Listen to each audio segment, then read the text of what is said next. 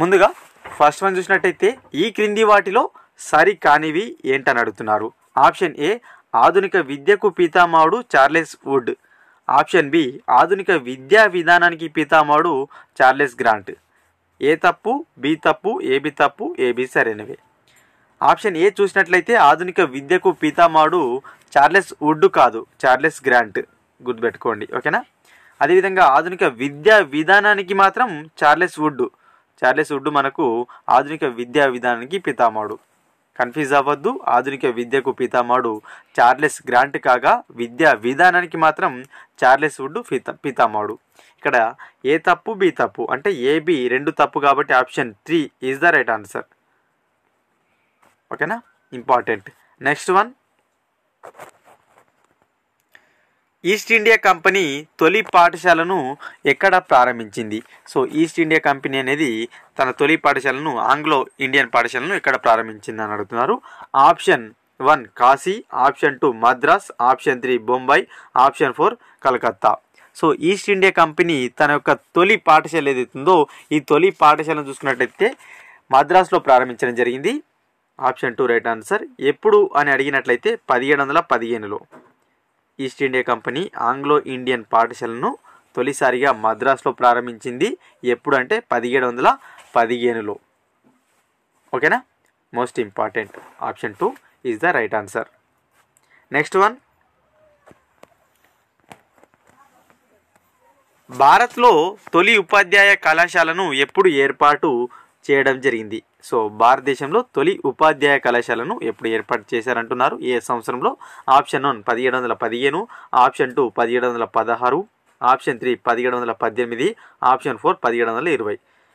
భారతదేశంలో తొలి ఉపాధ్యాయ కళాశాలను 1716లో ఏర్పాటు చేయడం జరిగింది. 1716లో ఎక్కడ అంటే ట్రింక్వీ బార్ దగ్గర ఏర్పాటు చేశారు తొలి ఉపాధ్యాయ కళాశాలను. ఎవరంటే జిగన్ బాల్గ్ అనే వ్యక్తి తొలి ఉపాధ్యాయ కళాశాలను భారత్లో ఏర్పాటు చేశారు 1716లో ట్రాంక్వీ బార్ దగ్గర. Option 2 is the right answer, most important. Next one, భారతీయులకు విద్య అందించే బాధ్యతను ఈస్ట్ ఇండియా కంపెనీ ఈ చట్టం ద్వారా గుర్తించింది. సో భారతీయులకు విద్య అందించాలనే బాధ్యతను ఈస్ట్ ఇండియా కంపెనీ ఏ చట్టం ద్వారా గుర్తించింది అని అడుగుతున్నారు. Option 1 1772, option 2 1792, option 3 1813, option 4 1833. So భారతీయులకు విద్య అందించాలనే బాధ్యత ఏదైతుందో ఈ బాధ్యతను ఈస్ట్ ఇండియా కంపెనీ 1792 చట్టం ఏదైతుందో ఈ చట్టం ద్వారా గుర్తించింది. ఈ చట్టంతో మనకు భారతీయులకు విద్య అందించే బాధ్యతను ఈస్ట్ ఇండియా కంపెనీ గుర్తించిందనమాట. Option 2 right answer. ఇంపార్టెంట్ ఈ బిట్, ఓకేనా. చాలామంది 1813 1833 అనుకుంటారు, కాదు, 1792 చట్టం ద్వారానే విద్య అందించాలనే బాధ్యతను ఈ కంపెనీ గుర్తించింది. నెక్స్ట్ వన్, ఆంగ్లంలో చదివిన వారికి మాత్రమే ఈస్ట్ ఇండియా కంపెనీలో ఉద్యోగాలు ఇస్తామని అన్న గవర్నర్ జనరల్ ఎవరు? చాలా ఇంపార్టెంట్, ఓకేనా. ఎవరైతే ఇంగ్లీష్లో చదివిన వాళ్ళు ఉన్నారో వారికి మాత్రమే ఈస్ట్ ఇండియా కంపెనీలో ఉద్యోగాలు ఇస్తామని చెప్పిన గవర్నర్ చూద్దాం. Option 1 lord Macaulay, option 2 lord Ripon, option 3 William Bentinck, option 4 lord Hardinge.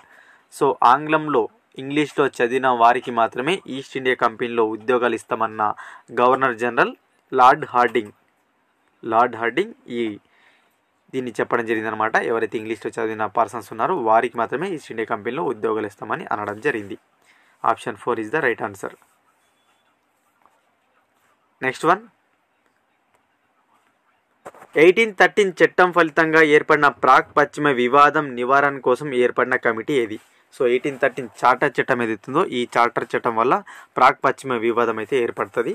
So దీని నివారణ కోసం ఏర్పడిన కమిటీ ఏదని అడుగుతున్నారు. Option 1 Hunter committee, option 2 Charles would committee, option 3 Charles grant committee, option 4 lord Macaulay committee. 1813 ఏదైతే మనకు చట్టం ఉందో చార్టర్ చట్టం ఉందో ఈ చార్టర్ చట్టం ఫలితంగా ప్రాక్ పశ్చిమ వివాదం అయితే ఏర్పడుతుంది అన్నమాట. దీని నివారణ కోసం లార్డ్ మెకాలే కమిటీని అయితే ఏర్పాటు చేయడం జరిగింది. లార్డ్ మెకాలే కమిటీ అయితే ఏర్పాటవుతుంది. ఎప్పుడు? 1835లో లార్డ్ మెకాలే కమిటీ అయితే రావడం జరుగుతుంది, ఓకేనా. ఇంపార్టెంట్. హంటర్ కమిటీ ఎప్పుడు? 1882. చార్లెస్ వుడ్ ఎప్పుడు? 1854. ఇంపార్టెంట్, ఓకేనా. నెక్స్ట్ వన్, వుడ్స్ డిస్పాచ్ విద్యా సంస్థలను ఎన్ని రకాల సంస్థలుగా వర్గీకరించింది? సో వుడ్స్ డిస్పాచ్ ఉంది కదా, అందరు తెలిసిందే, 1854.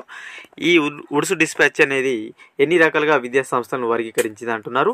ఆప్షన్ 1 2, ఆప్షన్ 3 3, ఆప్షన్ 4 4, ఆప్షన్ 4 5 రకాలు. వుడ్స్ డిస్పాచ్ అనేది మొత్తంగా విద్యా సంస్థలను 5 రకాలుగా వర్గీకరించింది. 5 రకాలుగా వర్గీకరించడం జరిగింది. ఏంటంటే ప్రాథమిక పాఠశాలలు, మాధ్యమిక పాఠశాలలు, ఉన్నత పాఠశాలలు, కళాశాలలు, విశ్వవిద్యాలయాలు.